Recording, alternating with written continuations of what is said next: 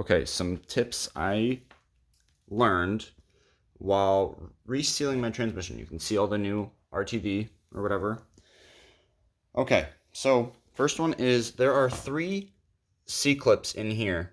After you take this plate off, you only need to remove the largest one in order to remove the bell housing.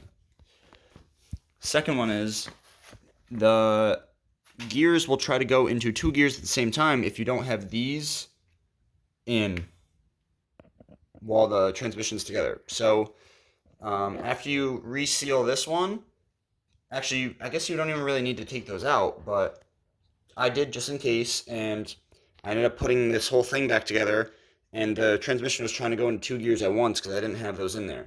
There's ball bearings and springs in there that lock the gears into neutral, so you really need those. The next thing is, remember where the hell your neutral safety switch and this other 5th gear lockout thingy is. And then when you're putting the tail shaft on here, you have to get this rod that's in there, in this little tube. You have to get the rod that's in there into the correct spot. I'd put it in the furthest groove in, and then you have to get this shifter piece in there, the thing that's in there with the spring and everything. You have to get that onto the shaft at the top so that because once you get this down, you're going to be squeezing the RTV, and you won't be able to get the little piece in there on. So you're going to have to do that at the same time. It's a little tricky, but you can do it. I did it on my second try, no biggie.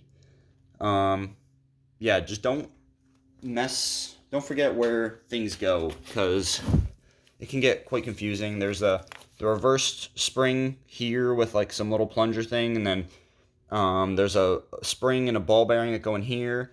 That's the tricky one. Make sure that you're doing that correctly. I put the ball bearing in for this one here. Put the ball bearing in, then put the spring on it, and use the spring as direction so that it centers the ball bearing, because you have to put this bolt into the slot, and if the ball bearing's not in the middle, it's not going to fit correctly. So it's kind of a pain in the ass.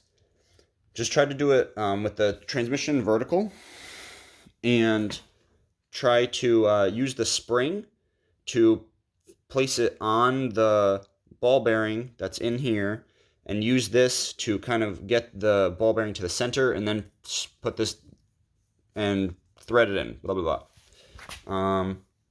You do have to remove your Speedo thingamabobber.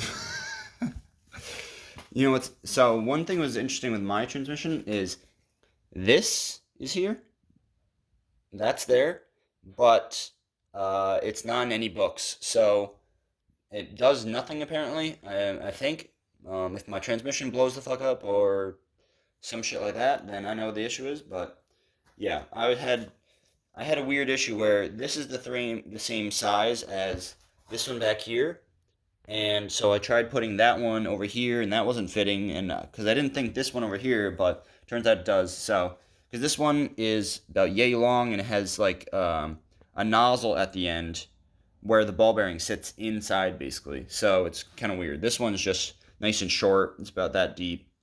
But yeah, so it's not too technical. It's kind of a pain in the ass to separate it because the bell housing has these bearings. There's 2 bearings, one here.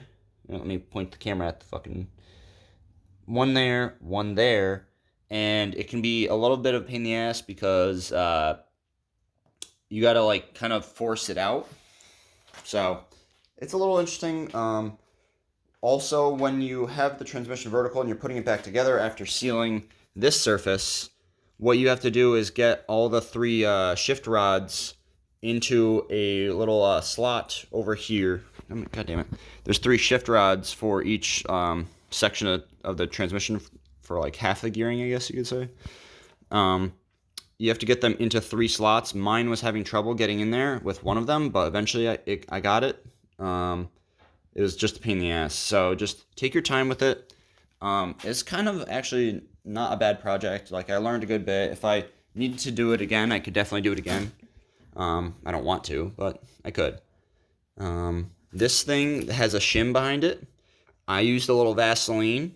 It's a rotary trick. When you're building an engine, use a lot of Vaseline on the seals to keep everything together. I did the same thing on the shim.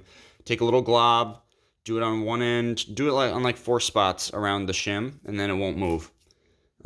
This thing definitely is going to need to get drained, get filled, and then cycled through a little bit because there's a lot of junk in this transmission, but no biggie. All right, I hope that helps. If you have any questions, let me know.